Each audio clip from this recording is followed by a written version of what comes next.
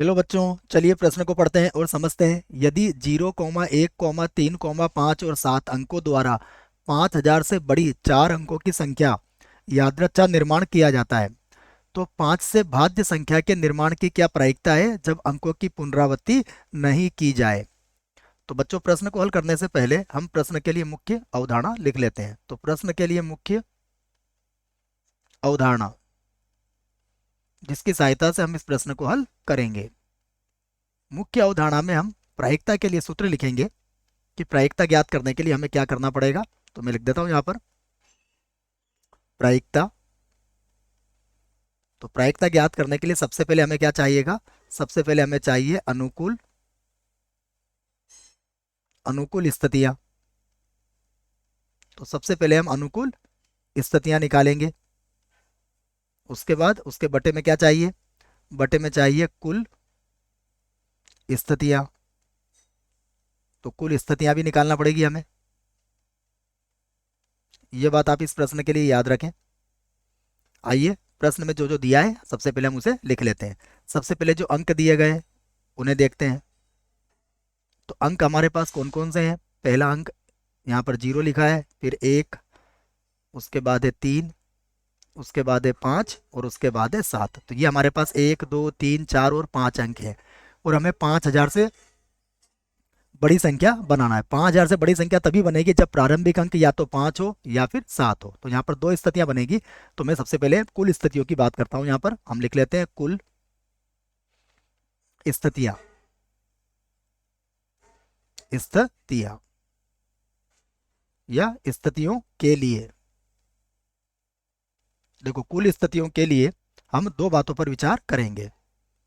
पहली बात मैं लिख देता हूं।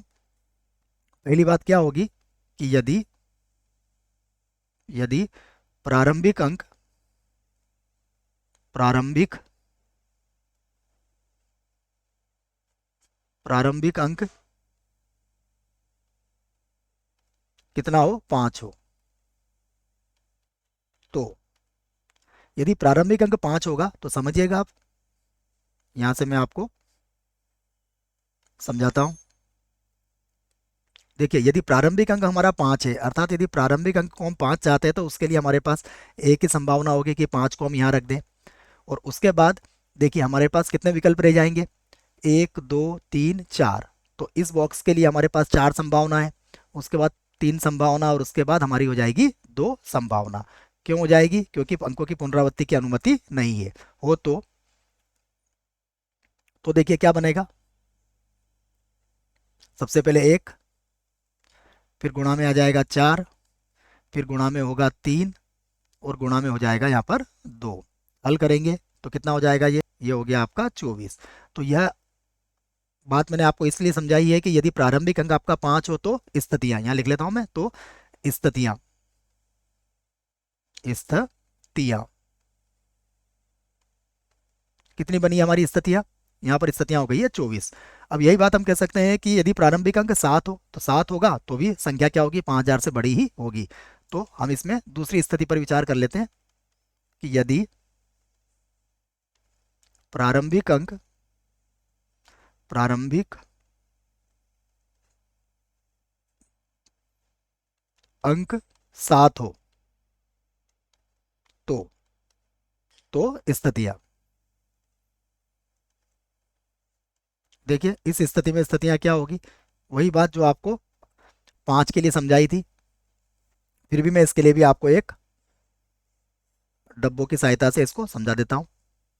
देखिए, यदि आप यहाँ पर 7 रखते हैं तो 7 के लिए एक ही संभावना होगी।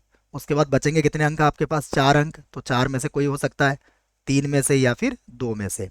तो यहाँ पर भी स्थिति क्या बन जाएगी, 1 गुणा 4 गुणा 3 गुणा 2। हल करेंगे तो कितना आ जाएगा, ये हो जाएगा 24।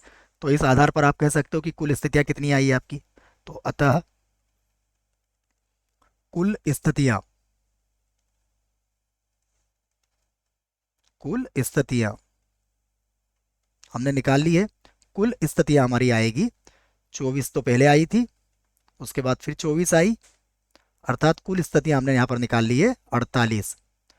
अब हम बात करेंगे अनुकूल स्थितियों की। तो यहाँ पर लिख देता हूं मैं अनुकूल अनुकूल स्थितियों के लिए,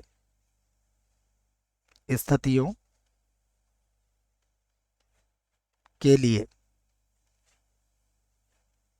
अनुकूल स्थितियों के लिए क्या क्या संभावनाएं बनेगी देखिएगा। यहां पर हम सबसे पहले पहली संभावना बनाते हैं, इसको ऐसे व्यक्त कर देता हूं मैं। पहली संभावना ये कि यदि यदि प्रारंभिक अंक प्रारंभिक प्रारंभिक अंक क्या हो 5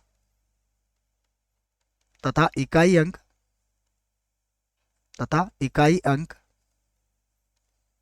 0 हो, तो स्थितियां स्थितियां क्या बनेगी देखो। यदि प्रारंभिक अंक हमारा 5 है और अंतिम अंक हमारा 0 है तो संख्या 5 से भाज्य होगी। इस स्थिति में कितनी स्थितियां बनेगी इस पर भी हम विचार कर लेते हैं। देखिए फिर से मैं आपको यहाँ पर 4 संख्याओं का एक डब्बा बना के समझाता हूँ। देखिए सबसे पहले हमने क्या कहा है कि प्रारंभिक अंक हमारा 5 होगा, अंतिम अंक हमारा 0 होगा। तो यहाँ पर 5 को चुनने के लिए एक ही संभावना है, 0 के लिए भी एक ही संभावना है। अब हमें कितने अंक मिलेंगे, अब हमारे पास 3 अंक शेष बचेंगे। 3 अंक कौन कौन से शेष बचेंगे ये भी देख लो आप। 3 अंक बचेंगे हमारे पास, या तो 1 या फिर 3 या फिर 7। तो तीन में से किसी एक को चुनने के लिए संभावना कितनी रहेगी 3।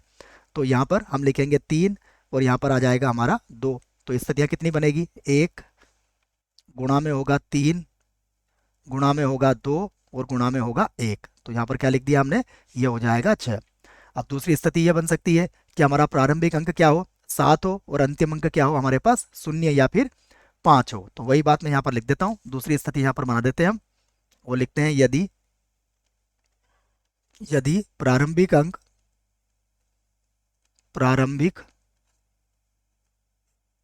अंक 7 तथा इकाई अंक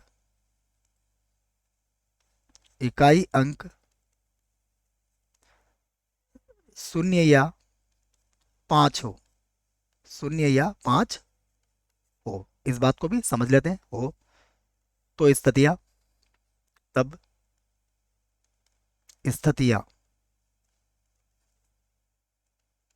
देखिए कितनी होगी, इसको भी हम समझते हैं अच्छे से। अब जो स्थितियां होगी उसके लिए फिर से हम यहाँ पर एक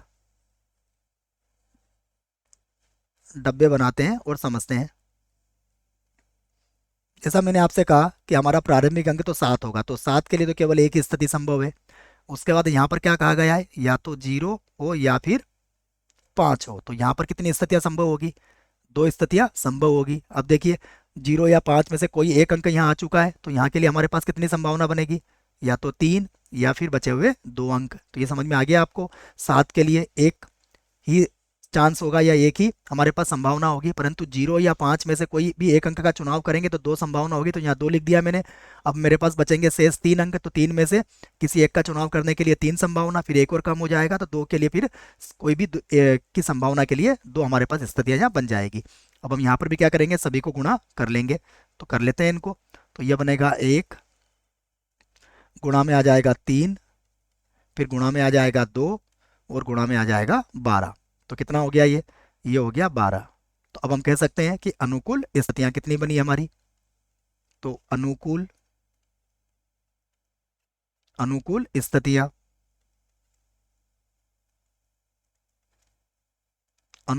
हमारी आ गई है। देखिए पहले आई थी 6, उसके बाद यहाँ पर आ गई है 12। तो 12 और 6 कितना हो गया 18। अब हम प्रायिकता ज्ञात कर सकते हैं। तो अतः अभिष्ट प्रायिकता,